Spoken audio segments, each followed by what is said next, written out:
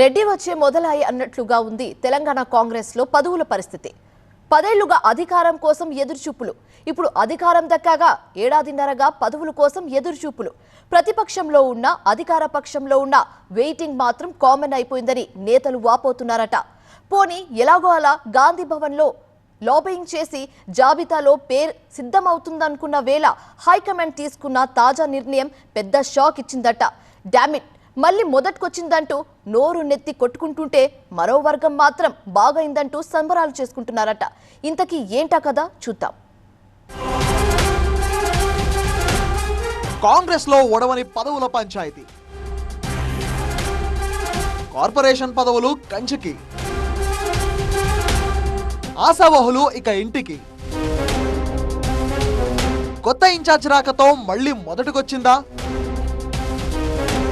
తెలంగాణలో కాంగ్రెస్ ప్రభుత్వం కొలువుదీరి ఏడాదిన్నర అయింది. కానీ పదవుల పంచాయతీ మాత్రం ఇంకా పూర్తి కాలేదు. అటు ప్రభుత్వ పదవుల విషయంలో అయినా ఇటు పార్టీ పదవుల విషయంలో అయినా ఆశావహ నాయకులకు ఎదురుచూపులే మిగిలాయి. కీలకమైన కార్పొరేషన్ పదవుల పంపకాల్లో సైతం నేతలకు ఇప్పట్లో న్యాయం జరిగేలా కనిపించడం లేదు. రాష్ట్ర పార్టీ ఇన్ఛార్జ్ మారడంతో ఈ పంపకాల కథ మళ్లీ మొదటికొచ్చిందట. దీంతో ఇన్ని రోజుల పాటు చేసిన కసరత్తంతా వృధా అయ్యన్న మాట వినబడుతోంది. దీప్దాస్ మున్షి స్థానంలో మీనాక్షి నటరాజన్ రావడంతో మరోసారి చర్చోపచర్చలు జరిగాకే ఈ కార్పొరేషన్ పదవుల పంపకం పట్టాలెక్కనుందట. కాంగ్రెస్ ప్రభుత్వం ఏర్పడగానే తెలంగాణ కాంగ్రెస్ వ్యవహారాల ఇన్ఛార్జ్ గా బాధ్యతలు చేపట్టిన దీప్దాస్ మున్షి మొదటి దఫా కార్పొరేషన్ పదవుల పంపకాల్లో కీలకంగా వ్యవహరించారు. అయితే లాబింగ్ నేతలకే ఆమె ఎక్కువ ప్రాధాన్యత ఇచ్చారు అనే విమర్శలు వెల్లువెత్తాయి. అయినా సరే ఏఐసీసీ దూత కావడంతో ఆమె మాటే ఫైనల్ అయింది. మొదటి నుండి పార్టీ కోసం కష్టపడిన వారంతా ఆ విషయంలో ఆమెపై గుర్రుగానే ఉన్నారు.